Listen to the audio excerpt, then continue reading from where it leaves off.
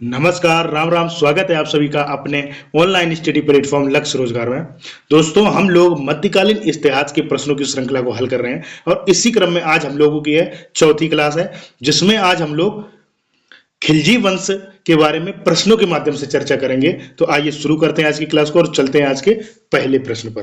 प्रश्न संख्या 1 है, कह रहा है दिल्ली सल्तनत के किस शासक ने अपने आप को खलीफा घोषित किया था। ऑप्शन है बलबन, अलाउद्दीन खिलजी, मुबारक खिलजी या मोहम्मद बिन तुगलक। बताइए क्या होगा प्रश्न संख्या 1 का राइट आंसर।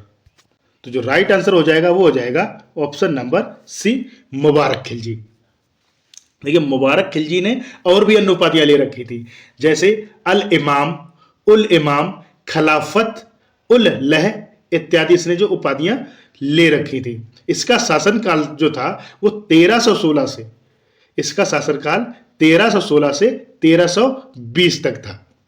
क्लियर है। इसने अलाउद्दीन खिलजी द्वारा शुरू की गई जो बाजार नियंत्रण प्रणाली है उसको समाप्त कर दिया था। और इसको क्या पसंद था? इसको स्त्रियों के कपड़े पहनना पसंद था, इसलिए ये क्या करता था, दरबार में कभी कभी स्त्रियों के कपड़े पहनकर भी आ जाया करता था। चलते हैं अगले प्रश्न पर। निम्नलिखित में से किस मध्यकालीन शासक ने सार्वजनिक वितरण प्रणाली प्रारंभ की थी। ऑप्शन है बलबन, अलाउद्दीन खिलजी, मोहम्मद बिन तुगलक या फिरोज शाह तुगलक। बताइए प्रश्न संख्या 2 का राइट आंसर क्या हो जाएगा। सार्वजनिक वितरण प्रणाली किसके द्वारा प्रारंभ की गई थी?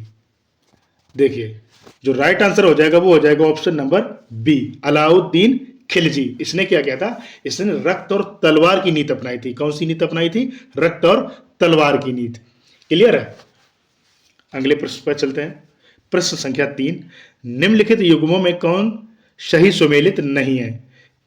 देखिए, इसमें एक तरफ रियासत दी गई है, दूसरी तरफ शासक दिए गए हैं। इसमें से हमें जो सही नहीं है वो ऑप्शन ढूंढना है। बताइए क्या होगा प्रश्न संख्या 3 का राइट आंसर क्या हो जाएगा। गिरी शंकर राय सही है। होयसल वीर बल्लाल सही है। मदुरा वीर पांड सही है। लेकिन ये जो ऑप्शन नंबर बी है, वारंगल रामचंद्र देव, ये सही नहीं है। तो जो राइट आंसर हो जाएगा वो हो जाएगा ऑप्शन नंबर बी। अगले प्रश्न पर चलते हैं। अगला प्रश्न हमारा कथन और कारण वाला है। इसमें कथन दिया गया और उसका कारण बताया गया है। कथन है अलाउद्दीन के दक्षिणी अभियान धन प्राप्ति के अभियान थे। कारण बता रहा है वह दक्षिण राज्यों को कब्जे में करना चाहता था। अब बताइए, ऑप्शन दे रहा है ए और आर दोनों सही है तथा आर ए की सही व्याख्या करता है। ए और आर दोनों सही है परंतु आर ए की सही व्याख्या नहीं करता है। ए सही है परंतु आर गलत है। और ऑप्शन डी कह रहा है ए गलत है परंतु आर सही है। बताइए प्रश्न संख्या 4 का राइट आंसर क्या हो जाएगा।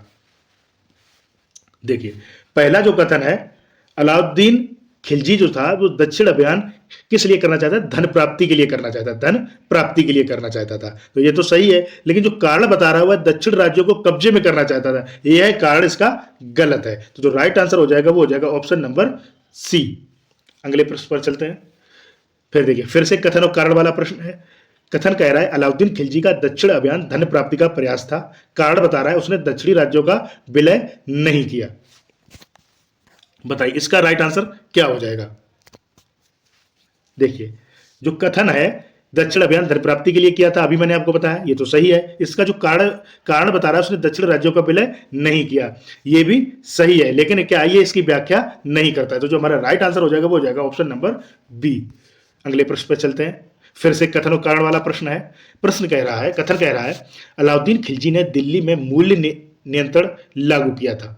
कारण बता रहा है वह दिल्ली में अपने राजभवन के निर्माण में लगे हुए कारीगरों को कम वेतन देना चाहता था। बताइए कौन सा इसमें सही हो जाएगा स्टेटमेंट। देखिए, जो इसने जो मूल्य नियंत्रण प्रणाली लागू की थी ये कथन सही है, लेकिन जो कारण दे रहा है, कारण इसका सही नहीं है। तो जो राइट आंसर हो जाएगा वो हो जाएगा ए सही है परंतु आर गलत है। अगले प्रश्न पे चलते हैं।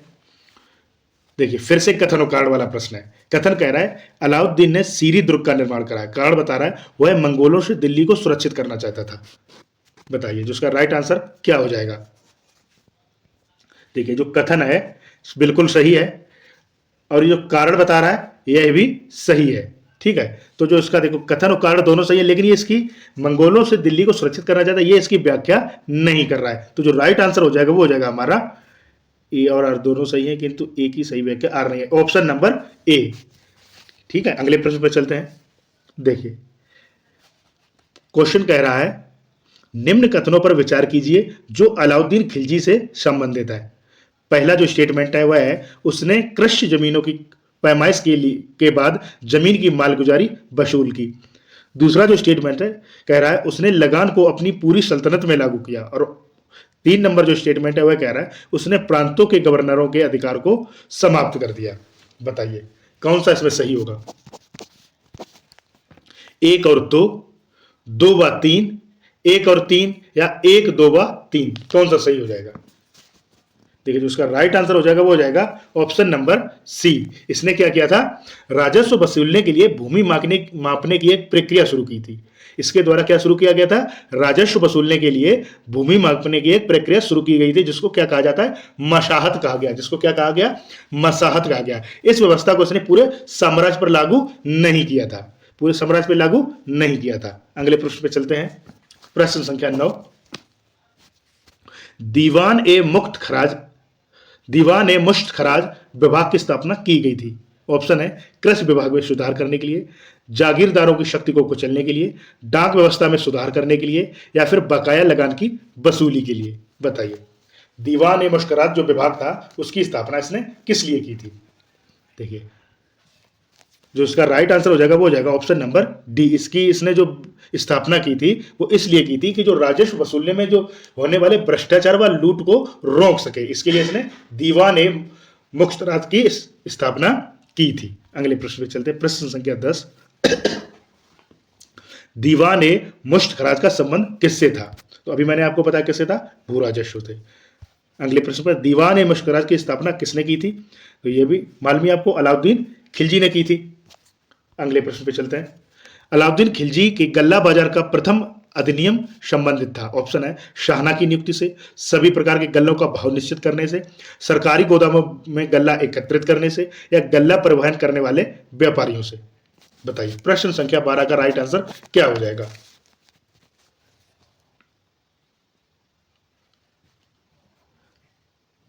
देखिए इसका जो राइट आंसर हो जाएगा वो हो जाएगा ऑप्शन नंबर बी, सभी प्रकार के गल्लों का भाव निश्चित करने से। अगले प्रश्न पे चलते हैं। बाजार कीमतों को नियंत्रित करने के अलाउद्दीन खिलजी के प्रयास ने क्या किया था? वो ऑप्शन बता रहा है कृषि को उन्नत किया, सिर्फ सामंतों दरबारियों को फायदा पहुंचाया, बहुत सफलता प्राप्त की, या शासक को जनमानस से दूर किया। बताइए प्रश्न संख्या 13 का राइट आंसर क्या हो जाएगा? ठीक है, इसका जो राइट आंसर हो जाएगा वो क्या हो जाएगा? Option number C. जो इसने जो बाजार जो नियंत्रण प्रणाली अपनाई थी, जो इसने ये योजना शुरू की थी, ये बहुत अधिक सफल रही थी, बहुत अधिक सफल रही थी। अगले प्रश्न पे चलते हैं। निम्नलिखित में से कौन सा अधिकारी अलाउद्दीन खिलजी के बाजार नियंत्रण से संबंध नहीं रखता था? ऑप्शन है दीवान ए रियासत, शाहना ए मंडी, वरीद ए मंडी, और दरोगा ए मंडी। बताइए क्या होगा इसका राइट आंसर? देखिए शाहना ए मंडी, शाहना ए मंडी, इसका कार्य क्या था? इसका कार्य था व्यापारियों पर नियंत्रण रखने का कार्य था। ठीक है, ये बाजार में उतार चढ़ाव की जो सूचना होती थी वो किसको दिया करते थे? सुल्तान को दिया करते थे। और इन पर जो ये शाहना ए मंडी थे, नजर रखने के लिए इसने गुप्तचरों को भी रखा था। किसको रखा था? गुप्तचरों को भी, जिनको क्या कहा जाता था? वरीद ए मंडी, जिनको क्या कहा जाता था? वरीद ए मंडी कहा जाता था। तथा दीवान ए रियासत क्या किया करते थे? बाजार की देखरेख किया करते थे। तो जो राइट आंसर हो जाएगा वो हो जाएगा दरोगा ए मंडी, यानी ऑप्शन नंबर डी। इनका संबंध बाजार नियंत्रण प्रणाली से नहीं था। अगले प्रश्न पर, निम्नलिखित में से किस एक को अलाउद्दीन खिलजी ने स्थापित किया? ऑप्शन है दीवान ए इंसा, दीवान ए अर्ज, दीवान ए रियासत, या दीवान ए रिसालत। बताइए प्रश्न संख्या 15 का राइट आंसर क्या हो जाएगा? बताइए। देखिए जो दीवान ए इंसा था, दीवान ए इंसा था, यह क्या था? यह दिल्ली सल्तनत का लेखक हुआ करता था, जिसका काम क्या था? शाही पत्रों इत्यादि का पत्राचार करना। ठीक है, और जो दीवान ए रिसालत था, दीवान रसालत था, ये क्या था, ये दिल्ली सल्तनत का विदेश मंत्री हुआ करता था। ये क्या हुआ करता था, दिल्ली का विदेश मंत्री, ठीक है। और जो दीवान अर्ज है, दीवान अर्ज है, ये क्या था, ये सैन्य विभाग होता था। तो जो हमारा राइट आंसर हो जाएगा वो हो जाएगा ऑप्शन नंबर सी। बताइए अगला प्रश्न है, मलिक काफूर के दक्षिण अभियान का अति विश्वसनीय वृतांत दिया है, किसने दिया है, अमीर खुसरो ने, हसन निजामी ने, मिनहाज ने, या जियाउद्दीन बर्नी ने। बताइए प्रश्न संख्या 16 का राइट आंसर क्या हो जाएगा। दक्षिण जो इसका अभियान था मलिक काफूर का, उसका वृतांत किसने दिया है, तो उसका वृतांत दिया है अमीर खुसरो ने, यानी हमारा जो राइट आंसर हो जाएगा ऑप्शन नंबर ए। निम्नलिखित इतिहासकारों में से कौन अलाउद्दीन के दक्षिण अभियान में उसके साथ था। ऑप्शन है हसन निजामी, मिनहाज, अमीर खुसरो, या जियाउद्दीन बर्नी। बताइए जो दक्षिण अभियान था उसमें उसके साथ कौन था। जो राइट आंसर हो जाएगा वो हो जाएगा ऑप्शन नंबर सी, अमीर खुसरो। प्रश्न संख्या 18, अलाउद्दीन के आक्रमण के समय वारंगल पर किस राजवंश का शासन था। ऑप्शन है चालुक्य, चोल, काकती, या फिर यादव। बताइए प्रश्न संख्या 18 का राइट आंसर क्या हो जाएगा। वारंगल का जो राजवंश का शासन था, किसका शासन था। देखिए जो राइट आंसर हो जाएगा वो हो जाएगा ऑप्शन नंबर सी। वहां पर किसका शासन था, काकतीय शासक प्रताप रुद्र देव द्वितीय का शासन था। किसका शासन था, काकतीय शासक प्रताप रुद्र देव द्वितीय का शासन था। अगले प्रश्न पर, दिल्ली के किस सुल्तान ने उत्पादन या उपज का 50% भू राजस्व के रूप में वसूला था। ऑप्शन है इल्तुतमिश, बलबन, अलाउद्दीन खिलजी, या फिरोज शाह तुगलक। बताइए प्रश्न संख्या 19 का राइट आंसर क्या हो जाएगा। देखिए जो उसका राइट आंसर हो जाएगा वो हो जाएगा ऑप्शन नंबर सी। इसने क्या किया था, अलाउद्दीन खिलजी ने भूमि से उपज का 50% भूमि कर के रूप में निर्धारित किया, जिसको क्या कहा जाता था, खराज कहा जाता था। क्या कहा जाता था, खराज। अगले प्रश्न पर चलते हैं, अलाउद्दीन के निम्नलिखित पुत्रों में से कौन एक उसकी पत्नी झत्यपाली से उत्पन्न था, जो देवगिरी के राजा रामचंद्र देव की पुत्र थी।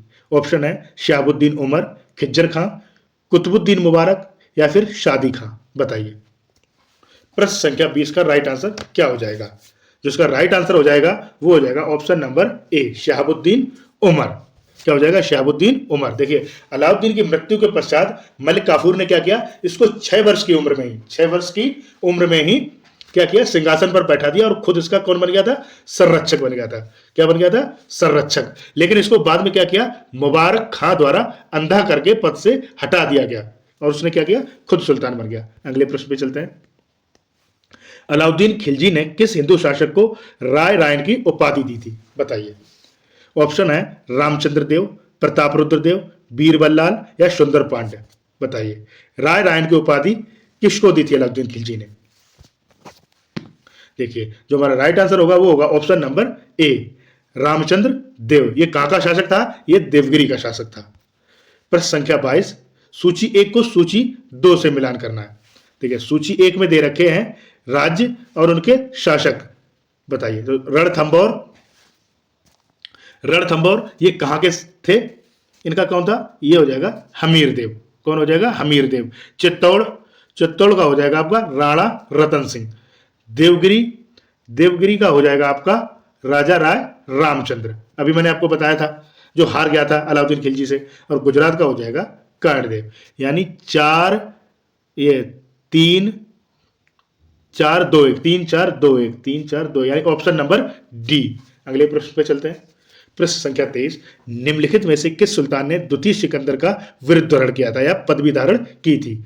सिकंदर द्वितीय की पदवी किसने धारण की थी। ऑप्शन है बलबन ने, मोहम्मद बिन तुगलक ने, अलाउद्दीन खिलजी ने, या फिरोज तुगलक ने। बताइए प्रश्न संख्या 23 का राइट आंसर क्या होगा।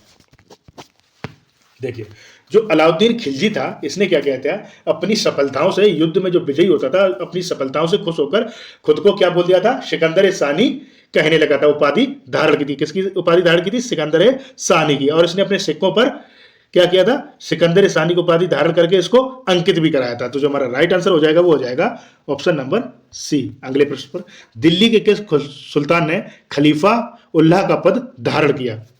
ऑप्शन है बलबन, अलाउद्दीन खिलजी, कुतुबुद्दीन मुबारक खिलजी, या मोहम्मद बिन तुगलक। बताइए देखिए जो हमारा राइट आंसर हो जाएगा वो हो जाएगा option number C Qutubuddin Mughal. अगले प्रश्न पे चलते हैं। निम्न में से किसको 1000 दिनारी की पदवी दी गई? ऑप्शन है अल्फ खां, मलिक काफूर, नुसरत खां या फिर जफर खां। बताइए किसको 1000 दिनारी कहा जाता था?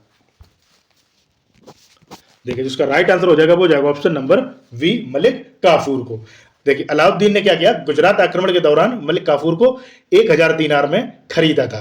मलिक काफूर क्या था? ये किन्नर था। अलाउद्दीन ने क्या किया, इसको खरीद के अपनी सेना का सेनापति बनाया और उसने दक्षिण विजय में इसकी मुख्य भूमिका थी। जो दक्षिण अभियान चला था वो किसके द्वारा चला था? मलिक काफूर के द्वारा चला था। अगले प्रश्न पे चलते हैं। निम्नलिखित में से कौन 4 खान अलाउद्दीन खिलजी की अति विश्वसनीय थे? ऑप्शन है अल्फ खां, उलूग खां, नुसरत खां या फिर जफर खां। दूसरा है अल्फ खां, अरकली खां, जफर खां या अकत खां। तीसरा है अरकली खां, जफर खां, अकत खां और मंगू खां। और ऑप्शन डी है अकत खां, अरकली खां, मंगू खां या फिर जफर खां। बताइए प्रश्न संख्या 26 का राइट आंसर क्या हो जाएगा? देखिए जो उसके विश्वसनीय थे खिलजी के वो कौन कौन थे? अल्फ खां, उलूग खां, नुसरत खां और जफर खां। तो जो हमारा राइट आंसर हो जाएगा वो जाएगा ऑप्शन नंबर ए। अगले प्रश्न पे चलते हैं। निम्न में से किसने कहा कि उसे शरा की चिंता नहीं है? ऑप्शन है बलवन, कैकूबाद, गयासुद्दीन तुगलक या फिर अलाउद्दीन खिलजी। बताइए क्या होगा इसका राइट आंसर? ठीक है, इसका जो राइट आंसर हो जाएगा वो हो जाएगा option number D. Alauddin Khilji ने कहा था कि उसको परिणाम की चिंता नहीं है। या तो अगले प्रश्न पे चलते हैं। निम्नलिखित सुल्तानों में से कौन उलेमा की इच्छाओं का पालन नहीं करता था? तो अभी मैंने आपको बताया जो उसका राइट आंसर हो जाएगा option number C, Alauddin Khilji. प्रश्न संख्या 29। निम्नलिखित मुस्लिम शासकों में कौन लूट में प्राप्त धन का 80% राज्य कर के रूप में लेता था? बताइए ऑप्शन है बलवन, अलाउद्दीन खिलजी, मोहम्मद बिन तुगलक और सिकंदर लोदी। बताइए लूट का जो माल होता था, लूट का जो धन होता था उसमें 80% राज्य कर के रूप में कौन लेता था? तो जिसका राइट आंसर हो जाएगा वो हो जाएगा option number B, Alauddin Khilji. देखिए सल्तनत काल में जो लूट के माल को, जो लूटा हुआ जो धन होता था उसको क्या कहा जाता? खुम्स कहा जाता था। क्या कहा जाता था? खुम्स कहा जाता था। जिसमें से राज्य का हिस्सा 1/5 तथा सेना का हिस्सा कितना होता था? 4/5 होता था। लेकिन अलाउद्दीन खिलजी ने क्या किया? राज्य के हिस्से को 4/5 एवं सेना के हिस्से को कितना कर दिया था? 1/5 कर दिया था। अगले प्रश्न पे चलते हैं। 1303 में काकतीय शासकों की सेना ने निम्न में से किसकी सेना को वारंगल में परास्त किया? ऑप्शन है इल्तुतमिश की, बलवन की, अलाउद्दीन खिलजी की या मोहम्मद तुगलक की। बताइए काकतीय शासकों ने किसकी सेना को वारंगल में पराजित किया था? बताइए राइट आंसर क्या हो जाएगा? देखिए 1303 में जो प्रताप रुद्र देव द्वितीय था उसने अलाउद्दीन की सेना को हरा दिया। लेकिन फिर क्या हुआ? फिर 1309-10 में अलाउद्दीन ने मलिक काफूर को पुनः भेजा और इस युद्ध में प्रताप रुद्रदेव हार गया और उसने क्या मलिक काफूर की अधीनता स्वीकार कर ली थी। तो जिसका राइट आंसर होगा वो होगा ऑप्शन नंबर सी। अगले प्रश्न पे चलते हैं। 1306 ईस्वी के बाद अलाउद्दीन खिलजी के समय में दिल्ली के सुल्तान तथा मंगोलों के बीच सीमा क्या थी? बताइए खिलजी के और मंगोलों के बीच में जो सीमा रेखा क्या कौन सी नदी बनाती थी? ब्यास, रावी, सिंधु या सतलज। बताइए प्रश्न संख्या 31 का राइट आंसर क्या होगा? देखिए जो सिंधु नदी थी वो सीमा रेखा का निर्धारण करती थी। तो जो राइट आंसर होगा वो होगा ऑप्शन नंबर सी। अगले प्रश्न पर। शर्की सुल्तानों के शासनकाल में निम्न स्थानों में से किसे पूर्व का सिराज कहा जाता था? बताइए पूर्व का सिराज किसे कहा जाता था? देखिए जो राइट आंसर हो जाएगा वो हो जाएगा ऑप्शन नंबर सी, जौनपुर को। जौनपुर को क्या कहा जाता था? पूर्व का सिराज भी कहा जाता था। अगले प्रश्न पर। अलाउद्दीन खिलजी के निम्न सेनाध्यक्षों में कौन सा तुगलक वंश का प्रथम सुल्तान बना? बताइए ऑप्शन है गाजी मलिक, मलिक काफूर, जफर खां या उबेग खां। बताइए प्रश्न संख्या 23 का राइट आंसर क्या हो जाएगा? देखिए गाजी मलिक या गयासुद्दीन तुगलक। गाजी मलिक को किस नाम से भी जानते हैं? गयासुद्दीन तुगलक। ये क्या था? सैनिक था। लेकिन इसने क्या किया? खुशवार शाह को मारकर 8 सितंबर, कब मारकर किस दिन? 8 सितंबर 1320 को इसने क्या किया? दिल्ली का सुल्तान बन गया था। अगले प्रश्न पे चलते हैं। घड़ी अथवा ग्रहकर लगाने वाला दिल्ली का प्रथम सुल्तान कौन था? बताए ऑप्शन है बलवन, अलाउद्दीन खिलजी, मोहम्मद बिन तुगलक या फिरोज शाह तुगलक। बताइए घड़ी अथवा ग्रहकर किसके द्वारा लगाया गया था? तो ये लगाया गया था अलाउद्दीन खिलजी के द्वारा। राइट ऑप्शन हो जाएगा ऑप्शन नंबर बी। अगले प्रश्न पे चलते हैं। तैमूर दिल्ली की वास्तुकला से इतना प्रभावित हुआ था कि वह अपने साथ भारत से शिल्पकार, राजमिस्त्री और निपुण कारीगरों को लेता गया ताकि वह उनसे उन्हीं प्रकार की इमारतें बनवाए अपनी राजधानी में। कहाँ थी उसकी राजधानी? तो जो राइट आंसर होगा वो होगा समरकंद में। कहाँ होगा? समरकंद में। देखिए 18 दिसंबर 1398 ईस्वी में इसने क्या किया था? जो तैमूर था उसने दिल्ली पर अधिकार कर लिया था और वह यहाँ की वास्तुकला से इतना प्रभावित हो गया था कि उसने यहाँ के शिल्पकारों, मिस्त्री इत्यादि को समरकंद भेज दिया था और उन्होंने क्या किया? उसके लिए वहां पर एक जामा मस्जिद का निर्माण किया था। अगले प्रश्न पर, चित्तौड़ का नामकरण खिजराबाद किसने किया था? ऑप्शन है इल्तुतमिश, बलबन, अलाउद्दीन खिलजी या उपरोक्त में से कोई नहीं। बताइए प्रश्न संख्या 36 का राइट आंसर क्या हो जाएगा? जिसका राइट आंसर होगा वो होगा option number C, Alauddin Khilji. इसने क्या किया? राजा रतन सिंह को हराकर चित्तौड़ का नाम खिजराबाद कर दिया था और अपने पुत्र खिज्जर खां को वहां का शासक नियुक्त कर दिया था। अगले प्रश्न पर, निम्नलिखित नगरों में से किसे कवत्तुल इस्लाम का नाम दिया गया? ऑप्शन है देवल, देवगिरी, देहली या मदुरा।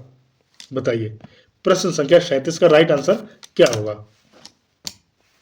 ठीक है, इसका जो राइट आंसर हो जाएगा वो हो जाएगा ऑप्शन नंबर बी, मुबारक खिलजी ने क्या किया था? देवगिरी का नाम बदलकर कुबत्तुल इस्लाम कर दिया था। अगले प्रश्न पर चलते हैं, नगद वेतन के बदले एकता का आवंटन बंद कर दिया किसने? बंद कर दिया इल्तुतमिश ने, जलालुद्दीन खिलजी ने, अलाउद्दीन खिलजी ने या फिर फिरोज तुगलक ने। बताइए प्रश्न संख्या 38 का राइट आंसर क्या होगा? किसके द्वारा एकता प्रणाली किसके द्वारा बंद की गई थी? वो बंद की गई थी अलाउद्दीन खिलजी के द्वारा। अगले प्रश्न पर, किसके शासनकाल में बड़ी संख्या में भारत में मंगोल बस गए थे? ऑप्शन है नसरुद्दीन महमूद, बलबन, अलाउद्दीन खिलजी या फिर जलालुद्दीन खिलजी। बताइए किसके शासनकाल में मंगोल भारत में ही बस गए थे? तो जो राइट आंसर हो जाएगा वो हो जाएगा option number D, Jalaluddin Khilji के समय में।